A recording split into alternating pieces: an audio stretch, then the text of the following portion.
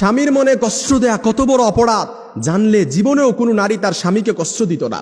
কিয়ামতের ময়দানে সর্বপ্রথম একজন নারীকে জিজ্ঞেস করা হবে নামাজের ব্যাপারে আর তার স্বামীর ব্যাপারে। এই কথাগুলো আমার মা বোনদের কাছে পৌঁছায় দিবেন, যে যেইভাবে পারেন আমার মা বোনদের কাছে শেয়ার করবেন।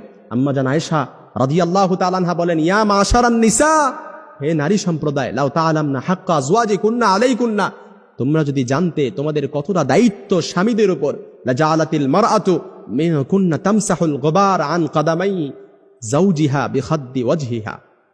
কোন নারী যদি তার স্বামীর গুরুত্ব বুঝতে পারত, তার স্বামীর গুরুত্ব জানতে পারত, তাহলে নিজেদের গাল দিয়ে তার স্বামীর পায়ের ধুলা মুছে দিত। সুবহানাল্লাহ বিহামদি, তার স্বামীর ধুলা মুছে দিত নিজেদের গাল দিয়ে। এজন্য আমার বোনেরা বুঝে না, অনেক সময় স্বামীকে কষ্ট দিয়ে ফেলে।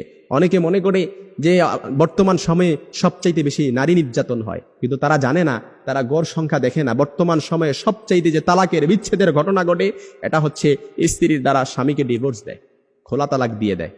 স্ত্রীর দ্বারা সবচাইতে বেশি বর্তমান সংসারগুলো বিচ্ছেদ হচ্ছে। এই জন্য আমার মা বোনেরা, আল্লাহ নবী সাল্লাল্লাহু আলাইহি সাল্লাম আরো বলেন, কোন স্ত্রী যখন, কোন নারী যখন তার স্বামীকে কষ্ট দেয়, তখন জান্নাতে হুরেরা সাথে সাথে বলে, তুমি কেন আমার স্বামীকে কষ্ট দিচ্ছ, কেন আমার স্বামীকে কষ্ট দিচ্ছ? কাতালা কিল্লা, আল্লাহ তোরে ধ্বংস করুক, আল্লাহ তোরে ধ্বংস করুক। কেননা জান্নাতে হুরেরা কেন এটা বলেন? তারা বলতে থাকে, এটা যেমন তোমার স্বামী, ঠিক তেমনি এটা আমারও স্বামী। সে মরতে দেরি, জান্নাতে আসতে দেরি, আল্লাহ তাআলা তার জন্য আমাদেরকে অবধারিত করতে দেরি করবে না। এই জন্য যারা স্বামী পাইছেন, আপনি একটা জান্নাতের টুকরা, হীরার টুকরা পাইছেন, এটার কদর করেন। কারণ আপনার জান্নাত আপনার স্বামীর পায়ের নিচে, আপনার জান্নাত আপনার ঘরে। স্বামী যদি সন্তুষ্ট থাকে আপনি জান্নাতে যেতে পারবেন, আর স্বামী অসন্তুষ্ট আপনি কখনো জান্নাতে যেতে পারবেন না। সব আমল ইবাদত সবকিছু আপনার প্রশ্নবিদ্ধ হয়ে যাবে। এই জন্য সব সময় স্বামীকে সন্তুষ্ট রাখতে হবে। অনেক মা বোনেরা স্বামীর প্রতি সন্তুষ্টের দিকটা খেয়াল রাখে না। না, অবশ্যই আপনাকে এই দিকটা খেয়াল রাখতে হবে। কারণ যে স্ত্রীর প্রতি তার স্বামী অসন্তুষ্ট থাকে, কিয়ামতের ময়দানে ওই নারীর দিকে আল্লাহ তাআলা ফিরেও তাকাবে না, তাকে পরিশুদ্ধও করবে না, রহমতের নজর দিয়ে তার দিকে তাকাবেও না। এই জন্য আমার মা বোনদের কাছে মেসেজটা পৌঁছায় দিবেন, যে যেইভাবে পারেন তাদের কাছে শেয়ার করে দিবেন।